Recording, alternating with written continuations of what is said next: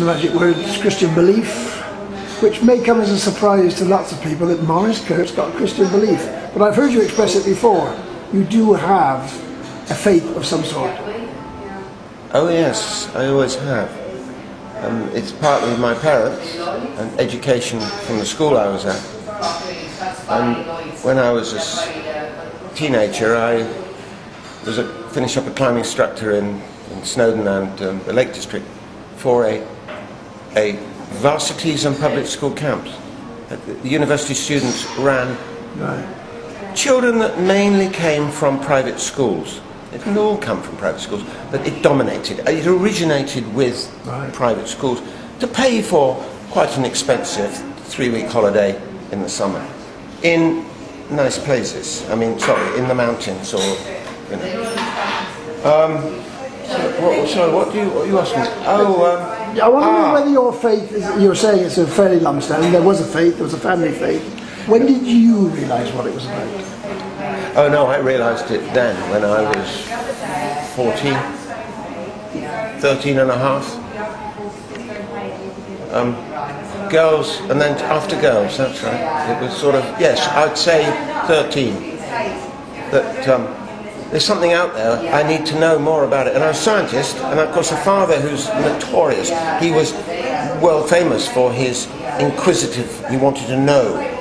He flew an old aeroplane, but he wanted to know how the engine ran. And he was a vet, an extraordinary vet, a vétérinaire extraordinaire. And he wanted to know what and why and so on. And I inherited that. And my sister has too. But there's all these bravado type things, flying airplanes, climbing mountains, doing slightly crazy things, testing the system, testing your mortality. They sort of oh, go on God, you want to claim me now? Is that about it? This is an amazing position to put me in because I have never thought about it.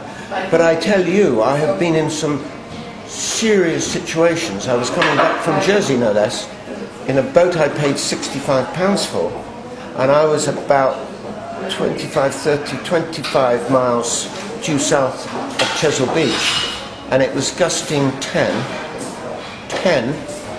and I was running with the wind, and I'd had to take all the sails down, and I was actually off the back of it in the water because I knew that I was just the wrong side, because just then the lighthouse of Portland Bill was coming up, which I think in those days at sea level, at absolute sea level, was about 15 or 18 mile range. And I knew that I was 2 degrees, 3 degrees the wrong side, which meant I was going to die on Chesil Beach, because nobody lives off Chesil Beach in that weather. And oh yes, I remember contemplating my navel there, because I was over the side, thrown everything out, the sails, the lot, and I didn't have a wetsuit or anything like in those days. It was all very... But these are regular occurrences in your life. Aircraft falling out of the sky for one reason or another, hunger strikes, climbing mountains. Concentrates the mind. No, it was. I'm just giving you some sort of dramatic example of where it concentrated the mind about what's about to happen to me. Doesn't matter what pre-flight manning I'm doing now, I'm going straight, no one will live, I am going to die. And I had to really work out how to slow the boat down more, which is why I then filled up the hull with water. If there is this God out there, how does he respond to this sort of challenge that you keep giving him? What does he think about it? I don't know. I'm getting back to the thing that sparked you off to ask me. I believe we're here. We've all got a gift. That is what I think you wanted me to hear. You wanted me to hear. It was late in life before I realised, working for these prisoners in the prison cells, which is why I think your thoughts have gone this way, that I suddenly realised I was bloody useful. I was really useful to them. And you know, I was writing letters to the judges for them. Not my handwriting, because nobody can read it. But I was getting them to, oh no, don't use that word. Use a word that would suit your street and where you live. Because ironically, there were a couple of prominent MPs, ministers and governments who got sent to jail and finished up doing this exact role. helping the prisoners, realising Yes. that in prison there were lots of people who needed help. I'm going to fight my corner and say that I don't go to court for prison for dishonesty. Most people, most educated people, go for dishonesty, fraud, whatever, perjury, whatever. I hope I never go to prison for dishonesty. I go there because I'm a pain in the neck and I prove something and so on. And so on.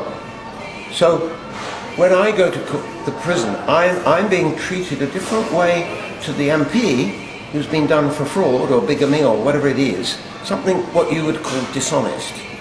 I usually go there because, what have I been to prison for?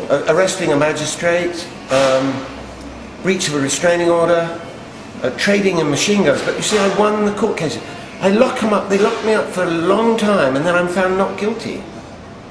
I mean, while I was in there for trading in machine guns, I mean, they would polish my shoes, they would bring me extra food. The prisoners couldn't do too much because they thought I was their hero.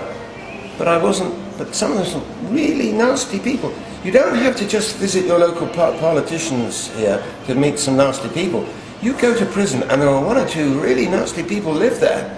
You know, that's what the prisons are there for. We forget. And you can't tell the difference. I must admit, I'm slow to realising that I've been talking to a really, really nasty man. And he's trying to buy my tobacco because that's the only money system I've got. So I'm always trading in tobacco for first-class stamps and important things in this world. What you were saying earlier about